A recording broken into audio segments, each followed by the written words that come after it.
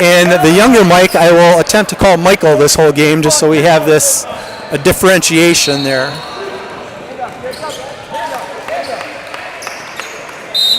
Good crew, good partner communication prior to, we got a violation right here, right? So 11 black takes off, cuts in front of the other player prior to the ball being tossed, and he was on the circle. So we need to look at that, and we need to call that, that's a violation. We need to look it up in the rule book. Non-jumpers, they're set until that ball is tossed.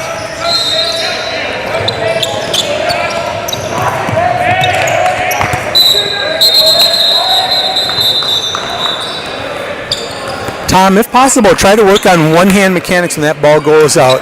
And you know what? We don't have to be in a hurry. Ball goes out. Everybody knows it went out. You crack it with the whistle.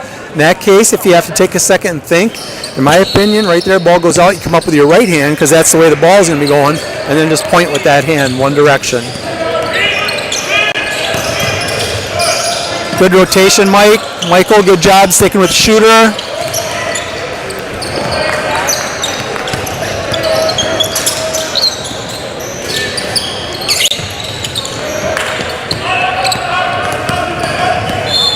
Well, Black definitely ruled the boards on that possession, so it'll be interesting to watch as this game progresses. They definitely look like they have the advantage on rebounding, so we can recognize that and what we may end up putting up with.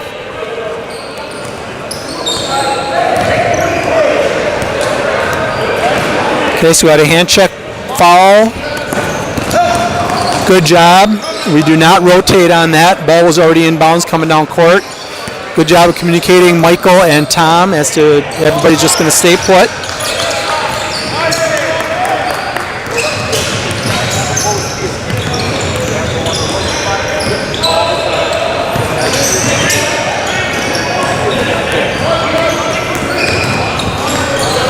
Good positioning. Mike, 28-foot mark. Tom's free throw line extended. Good job. Good home base. Outside hand, Tom. Outside hand on that three-point mark. Makes it much easier for the table and the bookkeepers to see.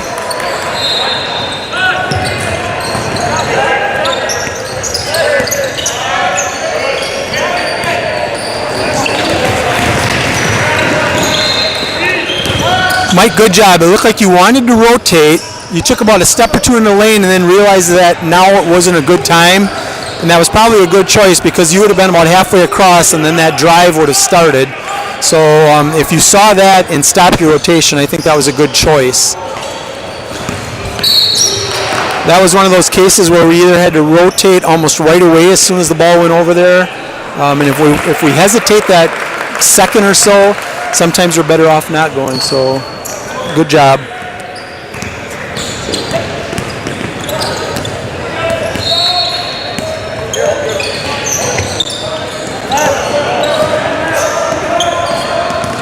Michael, good solid court mechanics so far. Your couple of whistles that you've had with fouls, very clear for your partners to understand what's going on.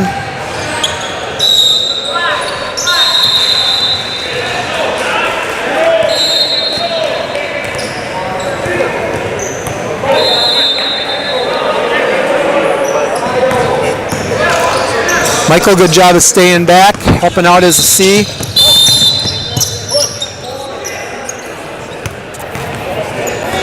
Okay, it would be interesting to see Tom on that call right there. And the ball moved down court very quickly. So it was a good job. We definitely had a foul. Blue definitely created contact and created an advantage to steal the ball. So Mike, good job of looking there to help out. Tom, I'm wondering if that ball got away from you too quick or if that could possibly be something that you can get down to. Because if we've got Mike looking here up the court, he may be missing something that's down in the lane. Okay, double whistle coming from Mike's side. Good. Michael had a double on it down here. Mike, I'm not sure if you recognize that Michael had a double. Very important, especially as this game continues. And the old saying kicks in where every year the athletes stay the same age and we get a year older. And that's just the way it is. So there might be a time where we're half a step behind the play, or maybe don't quite get the position we need. So if our partner has a double, we need to be really, really sure that we recognize we have a double whistle. At a minimum, make eye contact and kind of verbally, yep, that's what I've got. If you're not clear on what your partner's trying to tell you non-verbally, or if you can't quite hear them, if we have to get together and say, hey, what do we have, what do you have? Good no call right here. It was collapsed hands. Offense created most of the contact, but not enough to be a foul.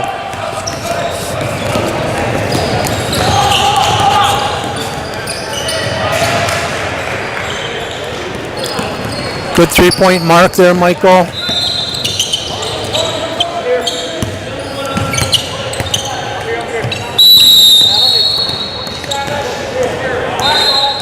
That's a good call. I like that call, especially earlier in the game. He was definitely leaning on the player. He was creating enough contact that he was pushing that ball handler to potentially not be able to pass to his teammates. So I like that call. One of those automatics that we have in our rule book now, right?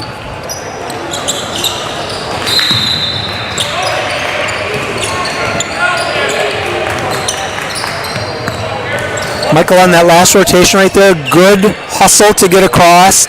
I know one thing that I was told quite a few years back, I used to be very notorious for doing it. I'd hustle across like that, then I'd get there, and then I'd turn and I'd back out the last step or two of my rotation. I was given really good advice by a very, very good official. Get to that spot, stop, and turn. Because obviously when you rotate, you have to officiate where you're coming from first. And then once you get your rotation done, then you can officiate to where you now came to. So by hustling across, stopping, getting in position, it just looks much cleaner and crisper. And I will admit, it's given me a better view of what's going on with the game, rather than coming across, turning, still backing up 2 steps. Now I make a call while I'm moving.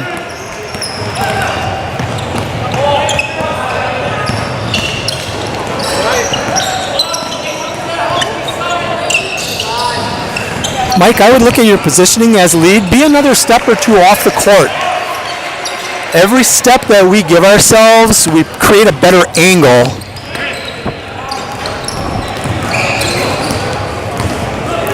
This is a real good no-call time here. It was close. The ball handler left the floor, but he didn't gain possession until he had left the floor, so then he came down 1-2. Now, if he has possession prior to leaving the floor, he leaves off of 1 foot with possession, comes down when he goes bang, bang, then we've got to travel. So that was a good no call there.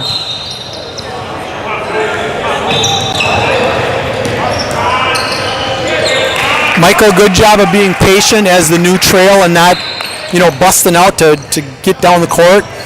You stayed patient. You had players back there. Ball changes. You're right in position for that ball to come back down. Good no call. Definitely all ball.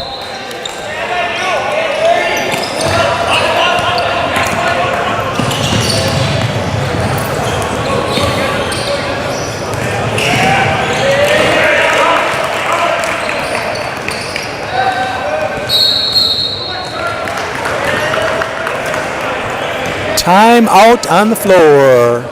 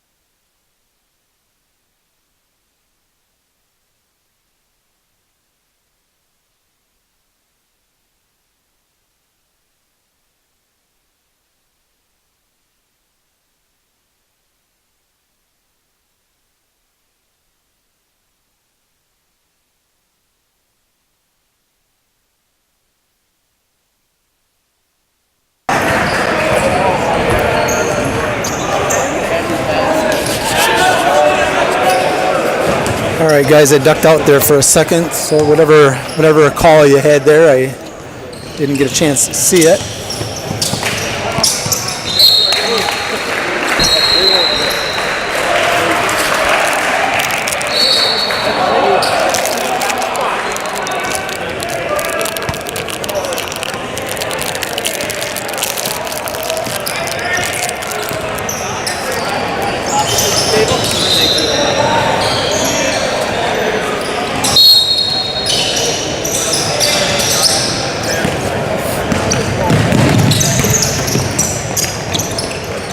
Good no call.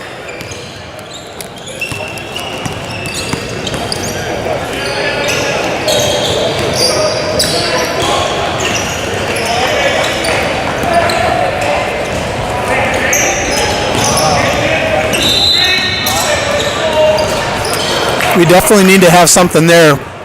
As 20 was getting to the basket and getting towards the end of his dribble, 3 put a hand on him.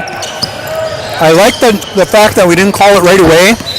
But 3 kept that hand on him the whole time 20 was going up in the air to shoot. Granted, he made the basket, but that's where we talk about contact on the ball handler where the defense is gaining an unfair advantage. Just having that hand on him, he may not have pushed, he may not have, jabbed him or whatever, but just that hand being on him, he's creating a psychological disadvantage to that ball handler. So those are the ones we need to be on.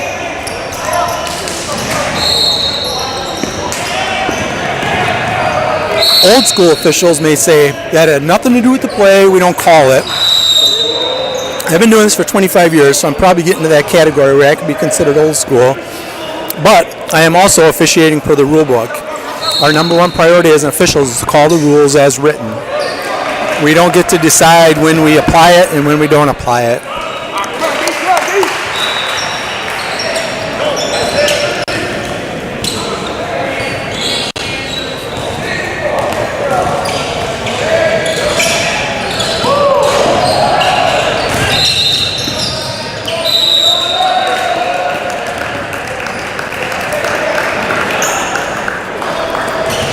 Nice job from the C position staying with that play, Tom.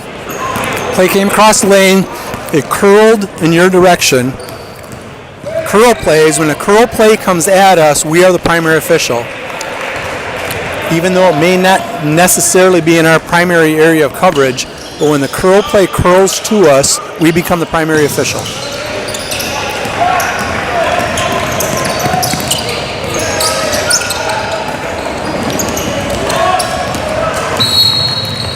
I'm really thinking we needed to have something here. I thought 20 is actually kind of leaning on that ball handler coming up, so we need to do a really good job of sorting out, making sure he's not gaining an advantage.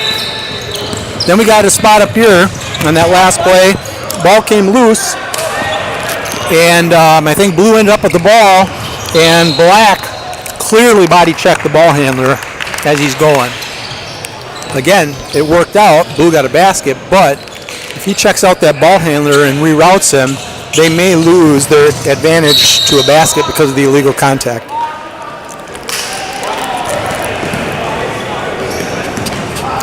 Good double. Everybody stayed put, stayed patient. We sorted it out. Primary calling official takes it to the table. Good job.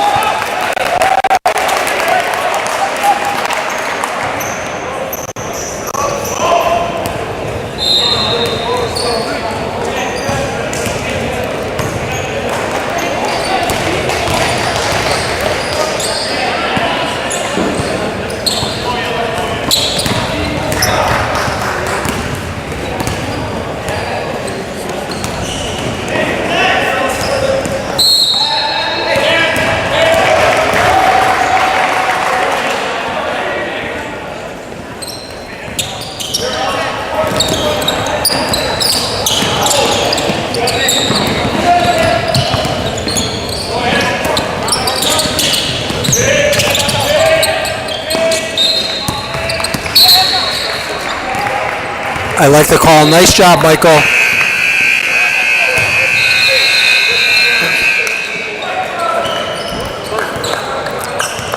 I would love to have that, and I'm going to go back. I'm going to ask you about that at halftime, Michael. Let's see if you remember the play.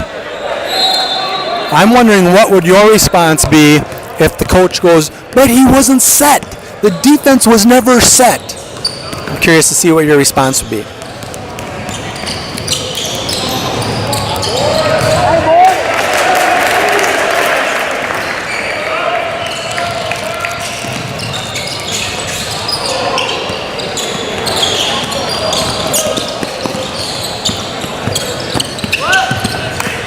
I like the no call on that little spin move Black did there.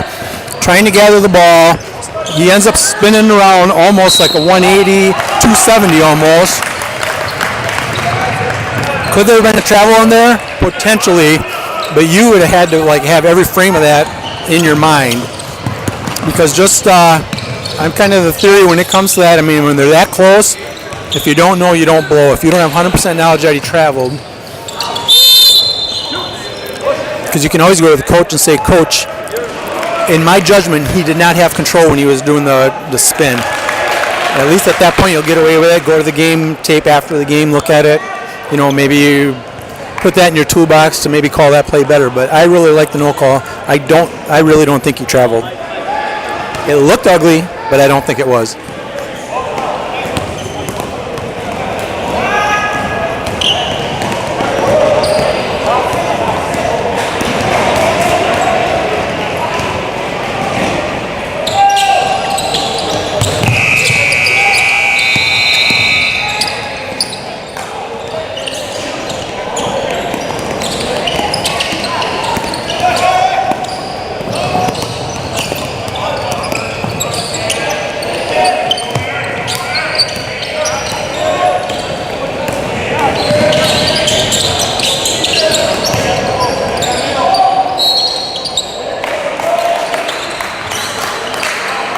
I like where we're at in this game. So we've got the score is 28-6. Blue, who obviously they may not have the height, but they are much more talented. They're so quick, good shooters. But the fouls are also 9 on blue to 3 on black. And we don't have 9 fouls on blue just because they're winning and we're calling them tighter on blue than we are on black. Blue is just a much more aggressive team. Obviously, that's the way they play. And they're fine with that. I don't see their coach complaining. I think he's a coach that we're going to play aggressive. We're probably going to have more fouls than the other team, but his theory is they're going to have more points than the other team too. So I like where we're at.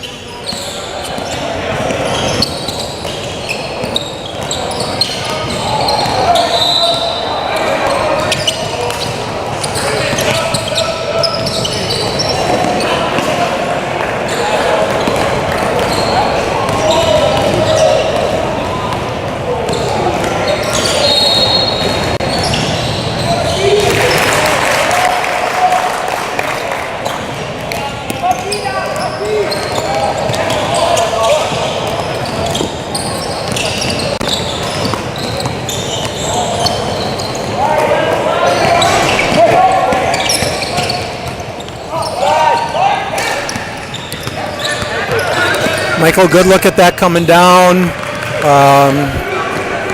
Nothing there. I mean, he kind of committed himself to go to the basket. And defense kind of backed off him just a hair, which I think he was surprised. I was thinking that he figured he was going to get fouled, and nobody there fouled him, so good job.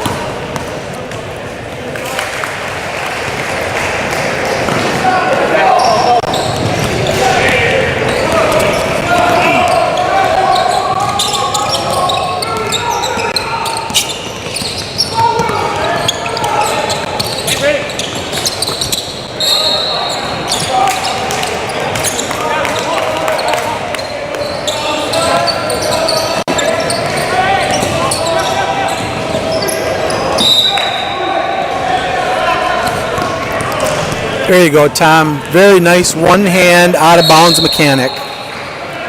That just looks so clean and crisp.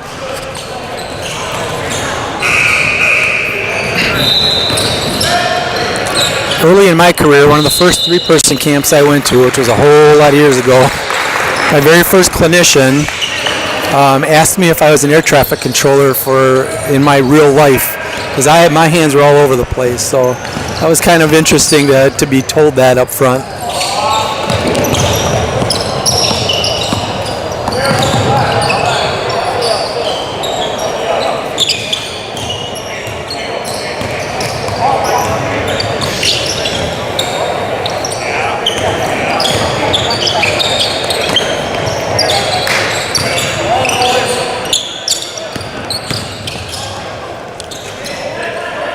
So that would be a good one. We're not going to be able to see that on tape, but as that ball is being driven in, 33 Blue just kind of forward leans that hip, and it would be interesting. I didn't have a good spot. I couldn't tell. So it would be good interesting if we had an angle looking down. You know, was he making contact? Was he just ever so mildly rerouting that ball handler?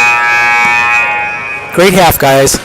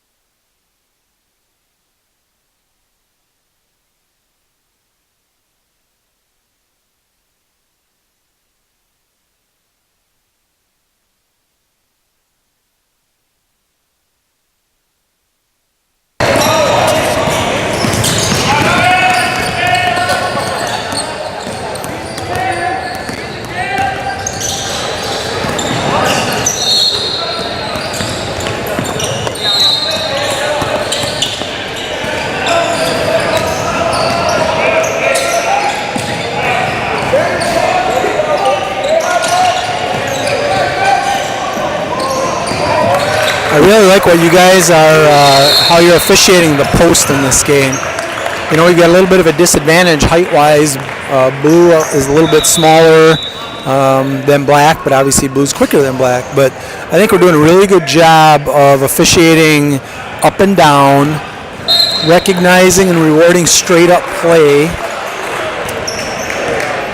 and then getting things that we need to get when there's illegal contact.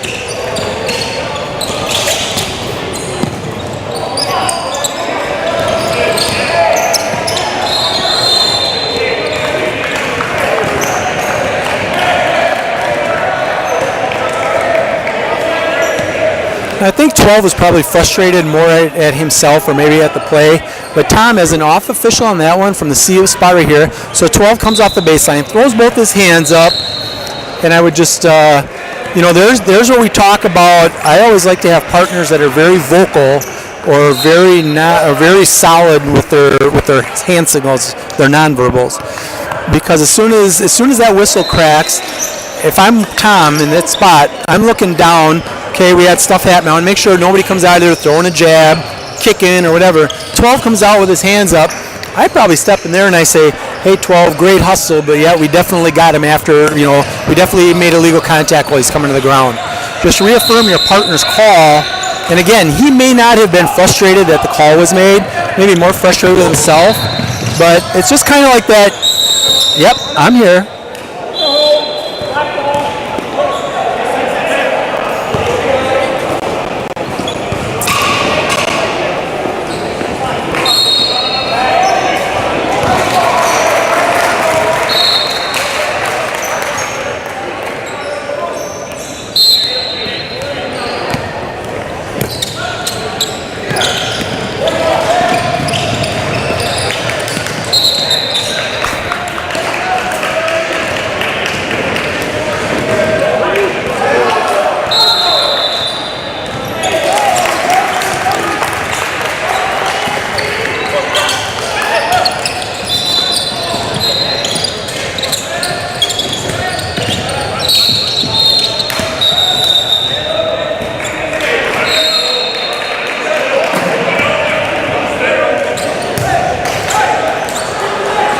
Good job stepping in and helping communicate what's going on, Tom. Sometimes, obviously, the players they're not watching where the violation happened or foul happened. Sometimes we can help communicate what's going on.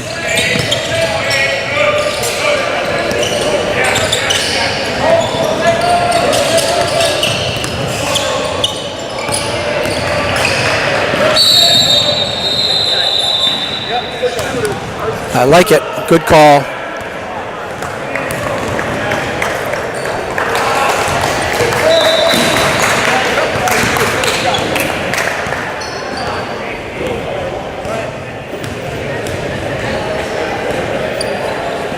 He didn't really slide across, but as the defense went up, I feel just what you did, Tom, where I feel he went forward with his body to create the contact. If he would have just jumped straight up in the air and the offense comes in creating the contact, we probably have a no call there. But Blue definitely moved forward into the ball handler.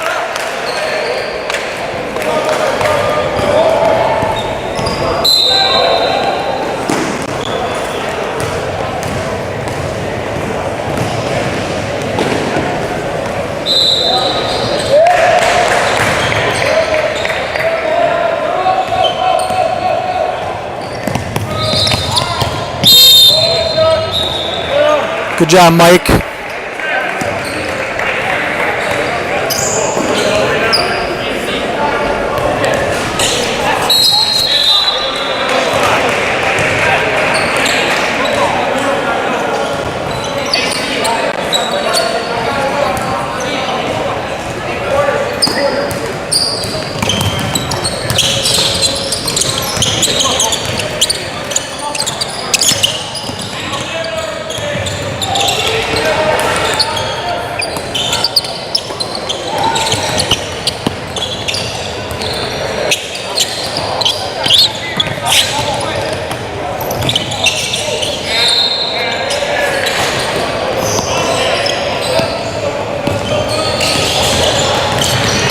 (39-13), Blue Fouls are 3 on black, 2 on blue.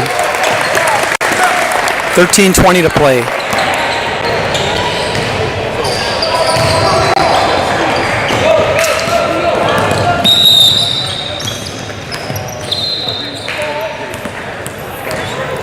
Good job, Tom.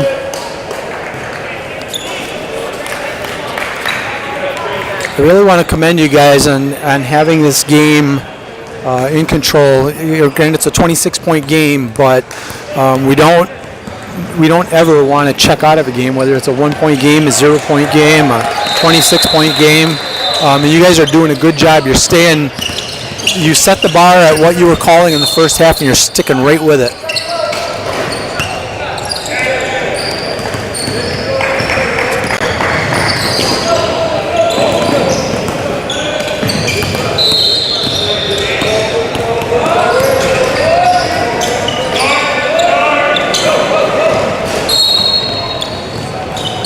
Good job of getting your spot, Tom. I like the no call there. Was there potentially, or was there actually maybe some contact by black there? Maybe, but blue went up, clearly not thinking. I don't think he figured he was going to end up taking that shot. Got up in the air, he was committed, and he just tried to make something happen. So I thought that was a really good no call.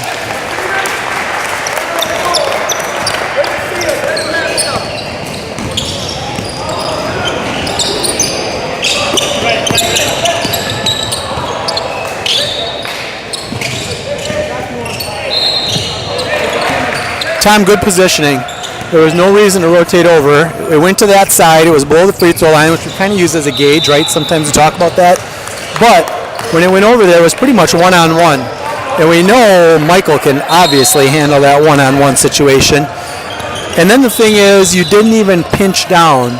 I think we're just learning more and more in our game as a lead official. Hey, we got a triple whistle,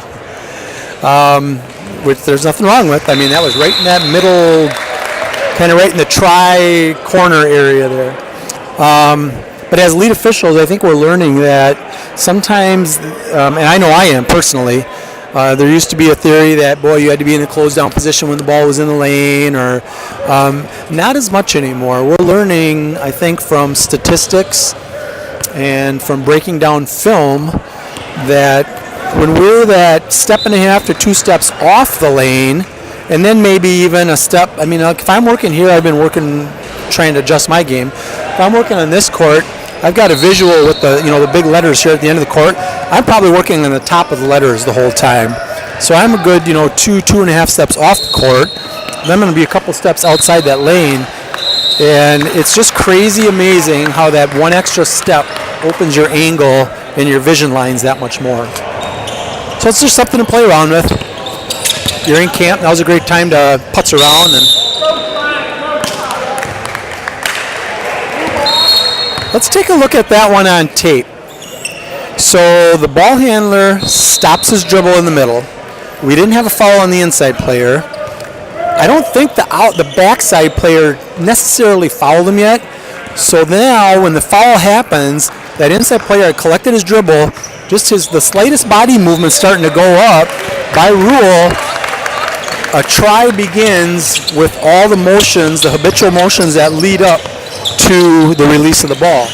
So in that case, I really am probably leaning towards giving that kid 2 shots. He did a great job of ball faking, and then he was just starting to come up, and black is clearly coming down on top of him. So that's just my opinion. Take a look at it, see what you think.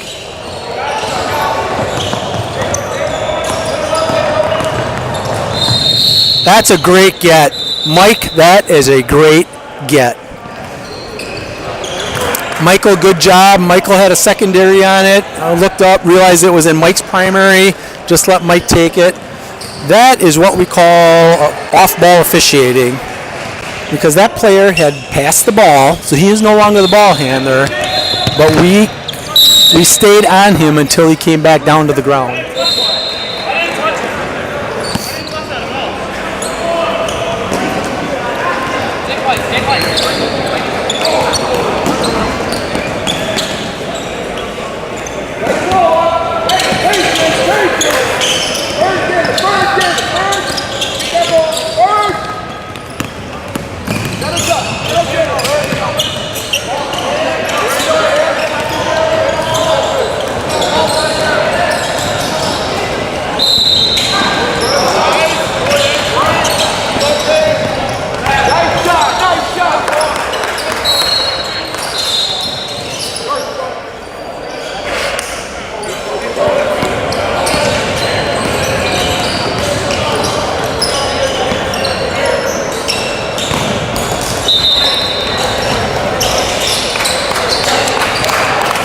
got to admit, so this half we have less fouls. Right now the fouls are 5 on black, 4 on blue. First half, obviously, we had more fouls than that, I think, overall, at this point in the game. And we talked about at halftime how we thought there may have been opportunities where we could have called an additional hand check, maybe called a little push because, a defender was using a hip to just kind of reroute that ball handler just a little bit. This half, I don't think we have as much of that. The couple that we had early, we called, and it just seems like it's much cleaner now. And I don't think it's because black is just rolling over and laying down either. They're still playing hard. Blue is still playing aggressive. Their coach isn't going to let them take a possession off. But I think by calling those couple early, we cleaned up that kind of stuff for the entire half, at least up to this point.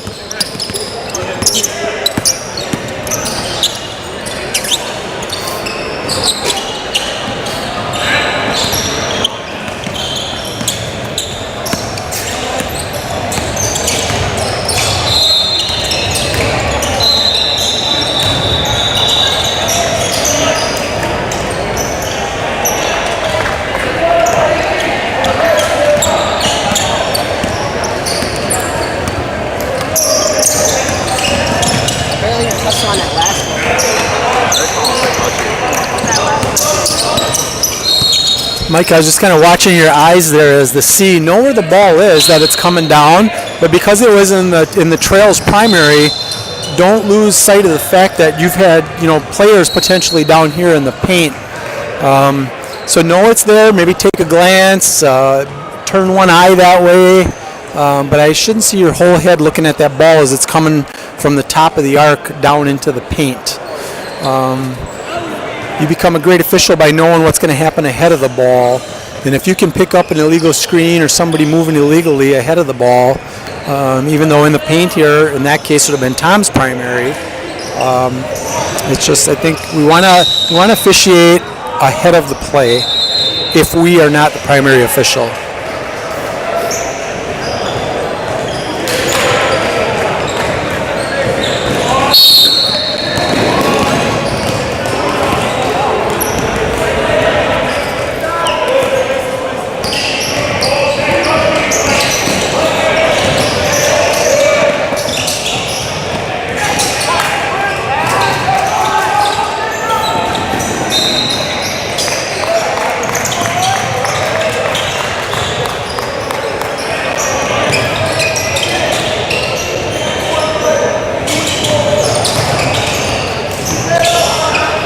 Michael, great job of staying put back there when Blue originally had the ball, like it was going to come up, got knocked away, stolen.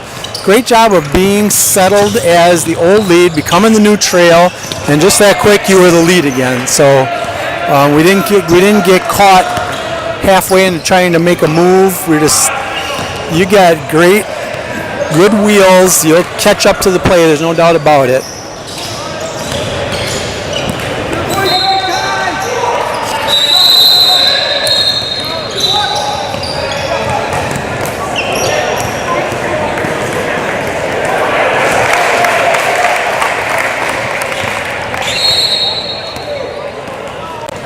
Good job of recognizing that sub, especially in a situation like this. I mean, you got a 24-point ball game. He may be getting some kid in there that normally doesn't play very often. By the book was maybe the ball already starting to come in, but you know what? This is summer ball, and these kids got to get their playing time. So good job of bringing that sub in.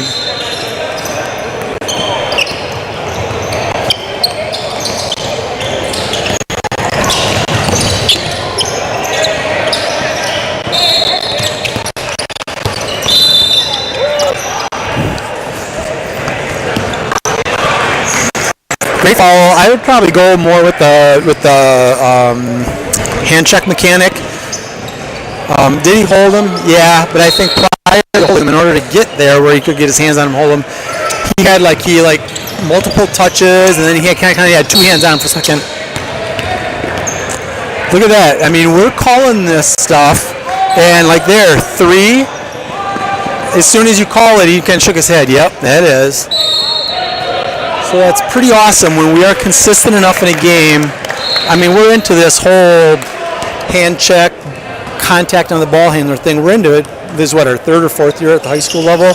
So it's not like these guys are not familiar with it, but that's still one of the ones that, you know, you always hear the moms and dads in the stands, you know, oh, quit calling that ticky-tack foul. Well, it's in black and white in the book, so it's really cool when we're calling that, and the players are shaking their head. Yep, that was. I think we're doing a good job over the years of these players, getting these players educated, what is legal, what isn't, and hopefully we're calling it consistent enough as fellow officials that when they have me on Tuesday night and they have you guys on Friday night, that those calls are pretty consistent and they understand that.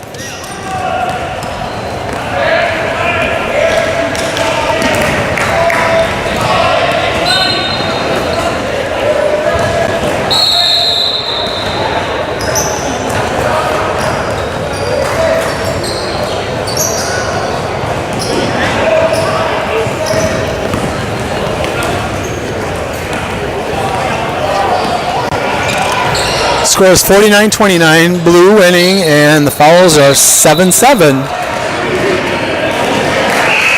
So we shouldn't hear any parents calling both ways, right? Because the fouls are 7-7. I always get a kick out of that one, too.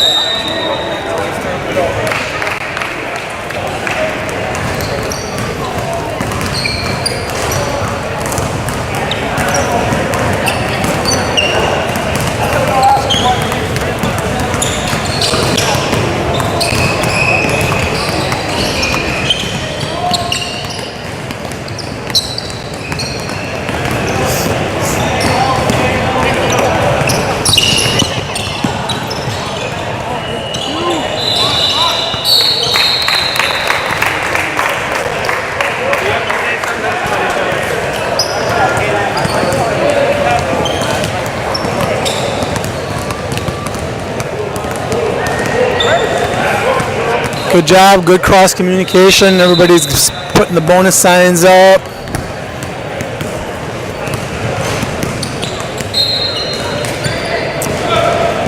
It's a very mundane thing to do, but it is crazy how the first time you don't all confirm how many shots we got going on, that something crazy happens.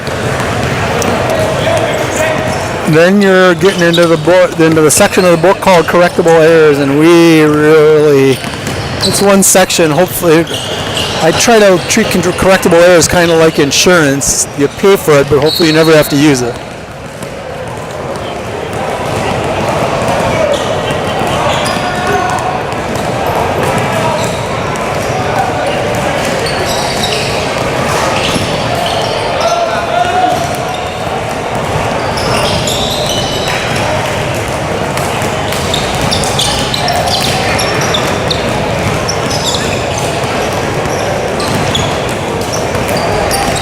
All right, gentlemen, winding down here, 30 seconds to play. Very nice job. We did a good job of hustling, getting to our spots, knowing where we needed to be. I thought we did a really good job of our primary coverage areas. We had double whistles. We recognized them, passed them off. I think there was that one spot where I had made mention about making sure that we do have recognition of double whistles. But very smooth. I don't think either coach has got anything to really complain about here. It was fun watching you guys work. Continue getting the court time and keep working on it.